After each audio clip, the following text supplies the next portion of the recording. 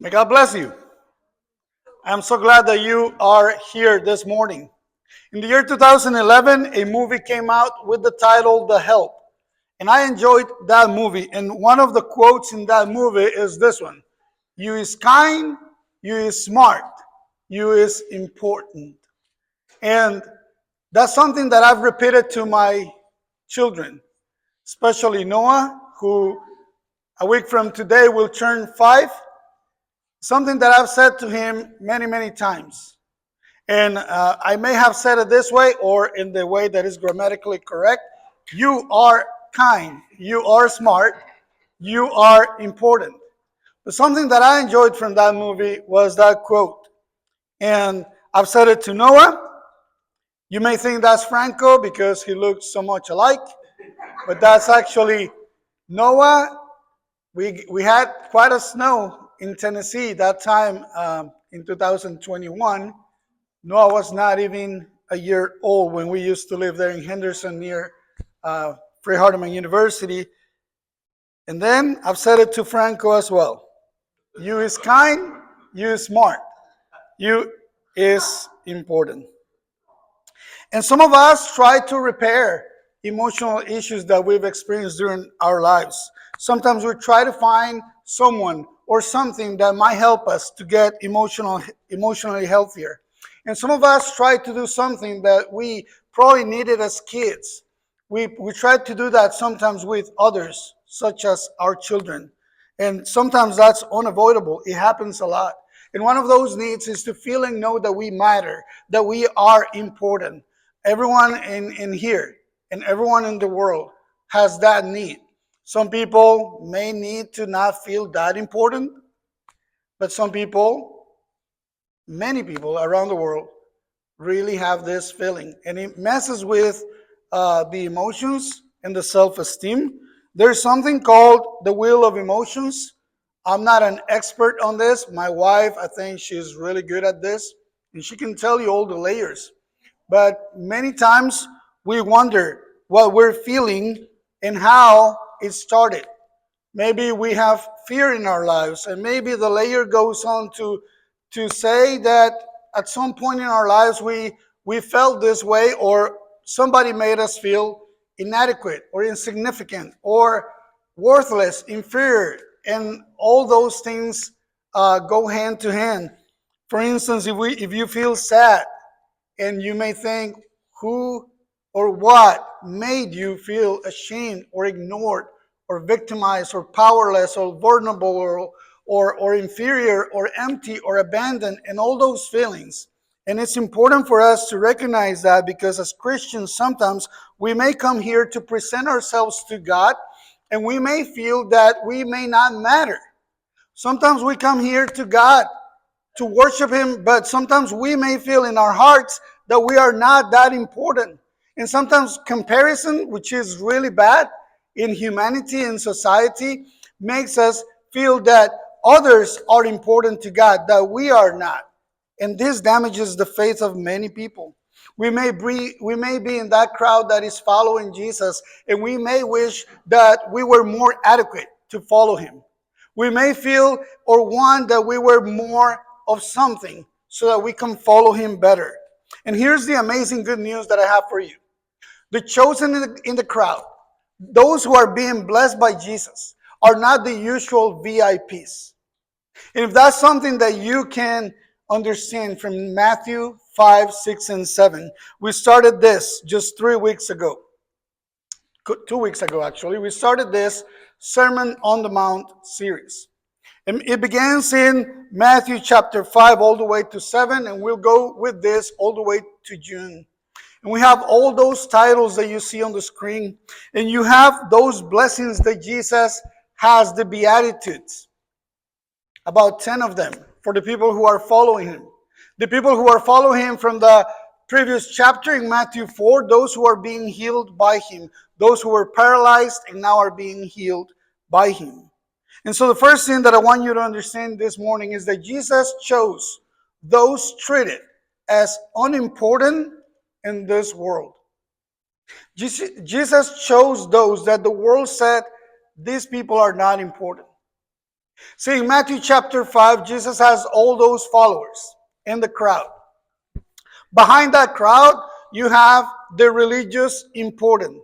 You have the Pharisees, the Sadducees, you have the scribes, you have people from the Sanhedrin, all in the back. They're not part of the crowd. And they're wondering why all these people in the crowd who seem unimportant to us, the religiously important, why are these people being followed or following Jesus? And why is he talking like he has some religious authority? And so he says, blessed are the poor in spirit. Blessed are those who mourn. We saw that the last 2 weeks. And today we see verse 5. Blessed are the meek. Blessed are the humble. I like this. My wife told me this last week. She was looking it up. What that word blessing meant. We don't really have that in today's languages, at least the ones that I know, English or Spanish. Blessed is not really what Jesus said in that Greek word. It's more like how favored are the poor in spirit. How favored are those who mourn. They've received God's favor.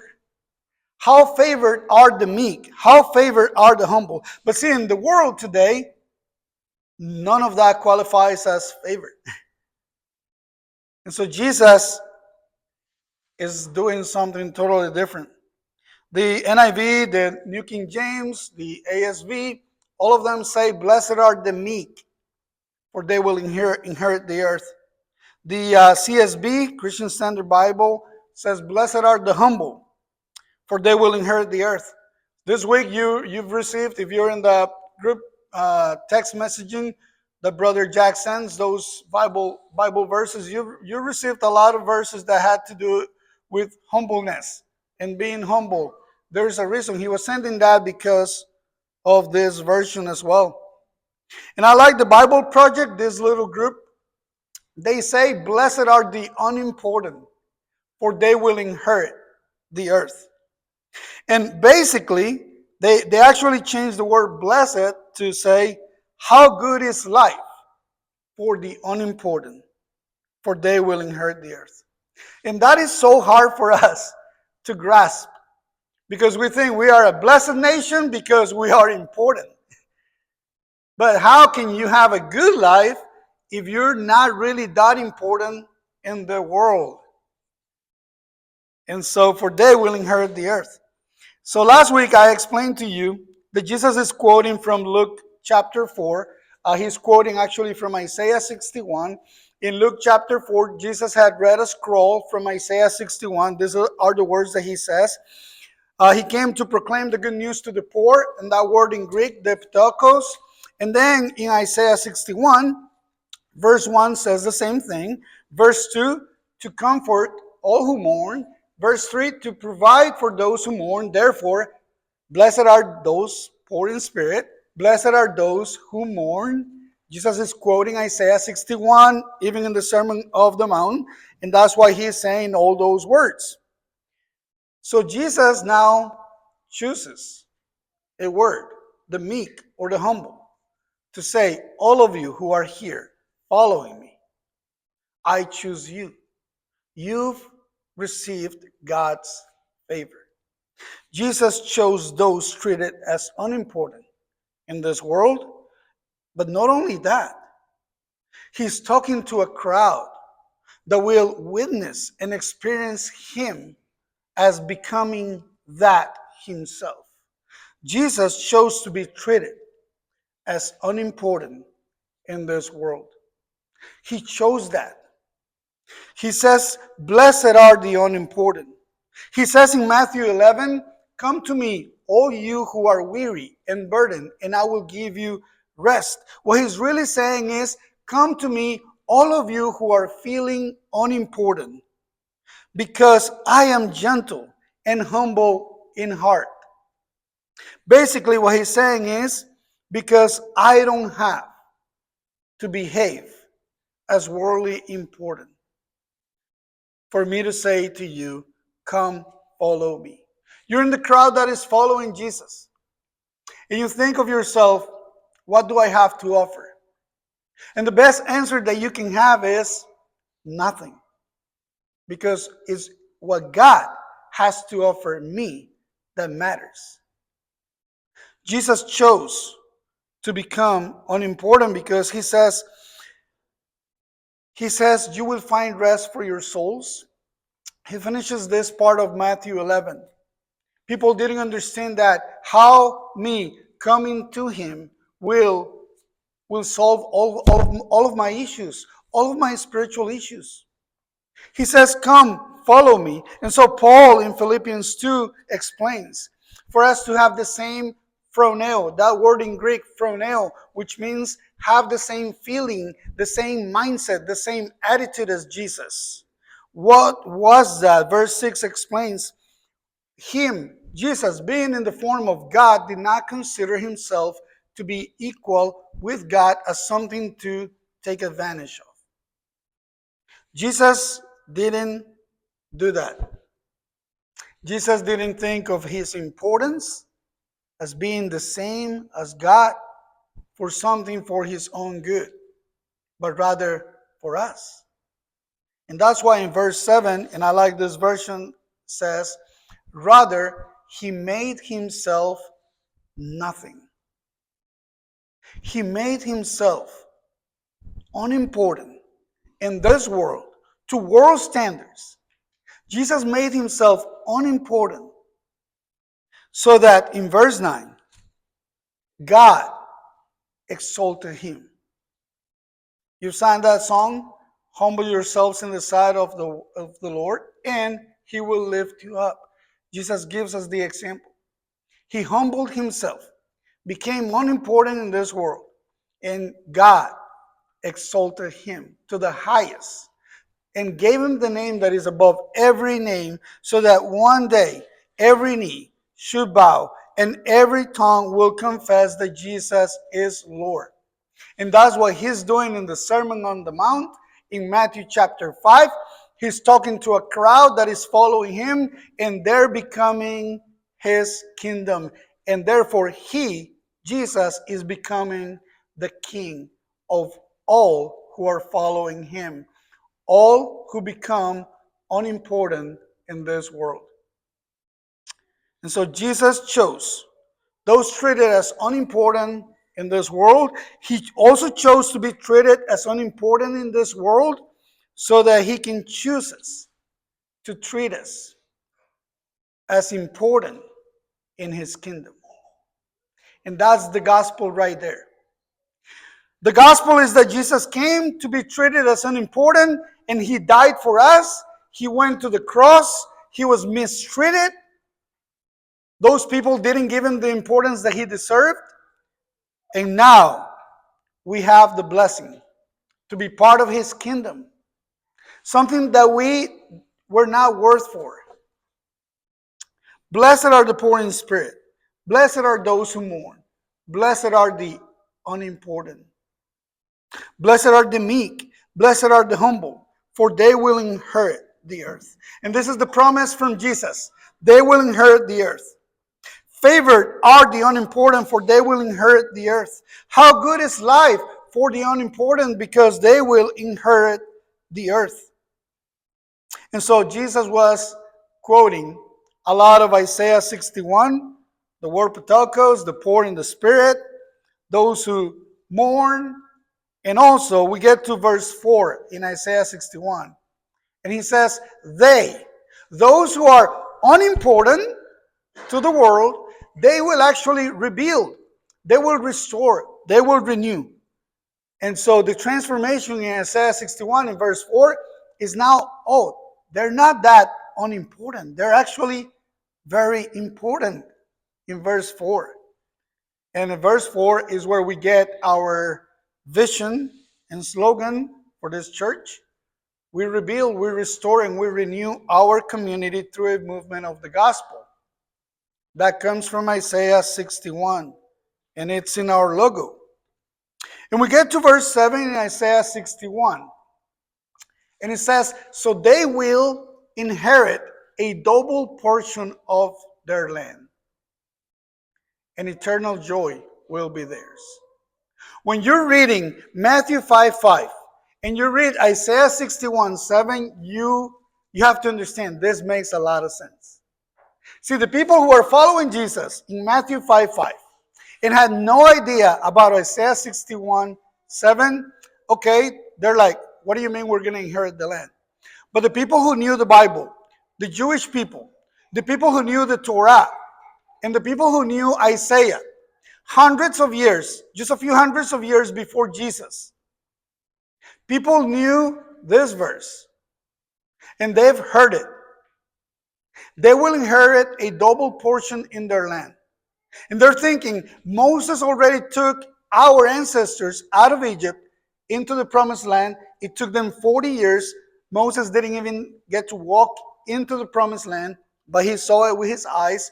And then we were in the part of the promised land, but it was not really ours. They're waiting for this Messiah to come and overthrow all the people who are not Israelites to take back the inheritance of the land that was promised to Abraham in Genesis 11. So in Matthew 5, hundreds of years later, after Isaiah has said this, Jesus is now saying, for they will inherit the land.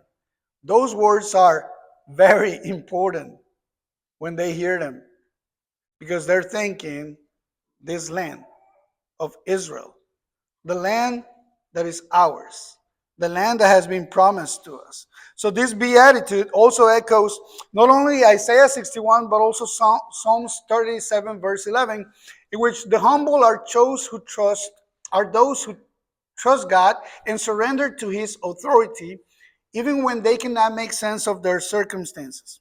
So Jesus is saying, blessed are the meek, or the humble, or the unimportant, for they will inherit the earth.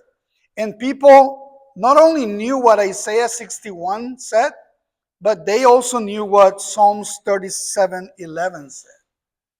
Here in Psalms 37:11, the meek will inherit the land and enjoy peace and prosperity. Isn't that what many of us want? Isn't that what many people are working for until they retire?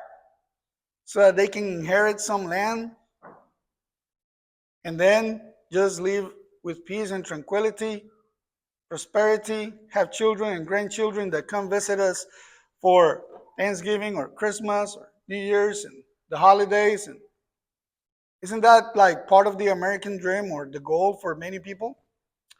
So when they hear Jesus, they will inherit the land. This is what they thought. Real estate giveaway. When they hear Jesus saying, blessed are the unimportant, blessed are the meek, blessed are the humble, for they will inherit the land, they're thinking, how many acres do I get? This is what they're really thinking. They have no idea, because inherit the land or the earth in the Old Testament refers to inheriting the promised land of Canaan. Most of those hearers who are there recognize that his disciples were a new Israel that would inherit the land promised to Abraham. It took them some time to understand. It took them some maybe years to follow Jesus and say, oh, we're actually not getting any square foot on this earth. Today, over 2,000 years later, this is something that we sometimes sing. To Canaan's land, I'm on my way, where the soul of man never dies. Perhaps you've sang it here with me. What does that mean? Some of us will never get to travel to Israel, maybe. Some of us will never get to go to the Middle East and to the Holy Lands. Some of us, I've never done it. Catherine and I want to do it someday, maybe. To visit the places where Jesus went. All of that. But what does it mean if we're singing that? It doesn't actually mean that we're going to go to Canaan's land on this earth. Because the song goes on to say, my darkest night will turn to day where the soul of man never dies. I'm on my way to that fair land where the soul of man never dies. There will be no sad farewells. There will be no tear dimmed eyes, where all is love and all is peace and joy. Isn't that Psalm 37:11? They will inherit a double portion, and they will enjoy peace and tranquility. Oh, now it makes sense. I'm singing about something that is not on this earth. So Matthew 5:5 is crucial because those who were not considered as VIPs now had that, what every VIP had been waiting for. Everyone in the time of Jesus is waiting for the land to be taken. But now Jesus is promising them, you are going to own the land. You're not even going to pay for it. You're going to inherit the land. I've never inherited any land. Perhaps some of you have. I don't know what that feeling is. But when you come to that will and you see that you're getting land that somebody else worked for and they're passing on to you. I don't know how that feels, but it must feel pretty good. It's like a gift. We'd make a nice Christmas gift. If you don't know what to get me, here's just a thought. Some square food. Catherine and I don't own a house, but we've been thinking, in the process of our stay here in the United States, maybe, we're looking forward to that. So we're already thinking, like in our future goal as a family. But in the time of Jesus, they just want to take back their holy land. Now Jesus is promising and giving everybody who is following him that which everybody had been waiting for. And today, we have the spiritual blessing and the eternal promise that everyone in the world wants to inherit the land. But we know something that they don't know. It's not here in this earth. It's a spiritual land, a place where we've never been, but it's a place where we come from. And it's a place where we are able to return. And you know what, my friend and my brother and sister? That makes you really important. You is kind, you is smart, you is important. To God, you are. And to many of us in this church family, you are. I may not be that important in the world, but to God, I am. Perhaps this morning you have a spiritual need. Perhaps in your life you haven't felt as important as you wanted to. But God opens the door and says, take hold of the land. The land is yours. And as the land is yours, the invitation is yours also. You may come to Jesus today. You may follow him. And no matter what you've done in this life, no matter how unimportant you think you or in your life has been, to God you are important. And therefore, we are able to walk on this earth as spiritually important because God has chosen us. I hope this lesson is applicable to you as it is to me. Thank you for your time, and may God bless you.